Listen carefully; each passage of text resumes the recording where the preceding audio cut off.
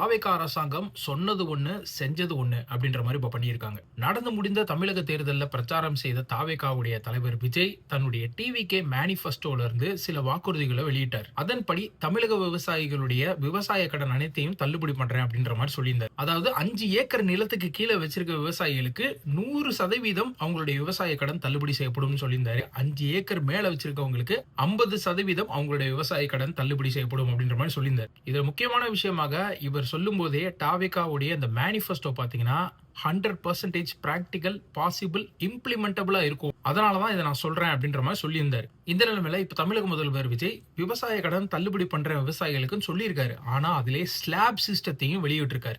இந்த ஸ்லாப் சிஸ்டத்துல அவங்க குறு விவசாயிகள், சிறு விவசாயிகள் 2ஆ பிரிச்சிருக்காங்க. இந்த நிலைமையில இந்த குறு விவசாயிகள் 50,000க்கு கீழ கடன் வாங்கியிருந்தாங்க அப்படின்னா 100 விழுக்காடு இவங்களுக்கு வந்து அவங்களுடைய விவசாய கடன் தள்ளுபடி செய்யப்படும். இதே சிறு விவசாயிகளுக்கு 50,000க்கு கீழ அவங்க கடன் வாங்கியிருந்தாங்கன்னா 50 விழுக்காடு அவங்களுக்கு தன்னுடைய விவசாய கடன் தள்ளுபடி செய்யப்படும் சொல்லியிருக்காரு. 50,000 60,000க்குள்ள கடன் பெற்ற குறு விவசாயிகளுக்கு 40,000 தள்ளுபடி செய்யப்படும். இதே 50,000 60,000 வாங்கி சிறு விவசாயிகளுக்கு 20,000 தான் கடன் தள்ளுபடி செய்யப்படும் சொல்லியிருக்காரு. இதெல்லாம் விட உச்சகட்டம் என்ன அப்படின்னு பாத்தீங்கன்னா 1,00,000 மேல் கடன் வாங்கிய விவசாயிகளுக்கு வெறும் 5,000 தான் தள்ளுபடி. அது குறு விவசாயம் இருந்தாலும் சரி, சிறு விவசாயம் இருந்தாலும் சரி. 1,00,000ல 5,000 தள்ளுபடி அப்படின்ற பொழுது 5% தான். இது வந்து 100% கிடையாது, 50% கிடையாது. அவங்க எலக்ஷன் கேம்பெயினுக்கு முன்னாடி சொன்னது வந்து டோட்டலி டிஃபரெண்டா இருக்கு.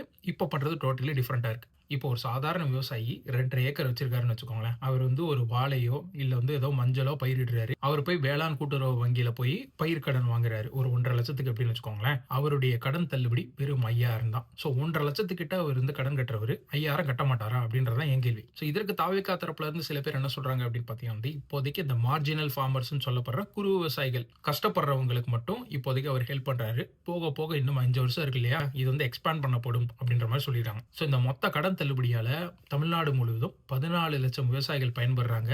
இது கவர்மெண்ட்டுக்கு வந்து 2,400 கோடி எக்ஸ்ட்ரா அவங்களுக்கு வந்து போயிருக்கு இதனால. சோ இப்ப கடன் வாங்குறவன் கடன் கட்டி தான் ஆகணும். அதெல்லாம் ஒரு விஷயம். இருந்தாலுமே எலெக்ஷன் கேம்பெயின் அப்பயே இது பிராக்டிகலா சொல்லிருக்கலாமே. அப்பயே வந்து டோட்டல் டிஃபரெண்டா சொன்னாங்க. 100% வந்து உங்களுக்கு கடன் தள்ளுபடி அப்படின்றபோது நிறைய பேர், நிறைய விவசாயிகள் அதை நம்பி கூட ஓட்டு போட்டிருப்பாங்க இல்லையா? சோ அதனால தமிழக முதல்வர் தயவு செய்து அவர் சொன்னபடியே இதை வந்து மாத்தினா இன்னும் கொஞ்சம் நல்லா இருக்கும்.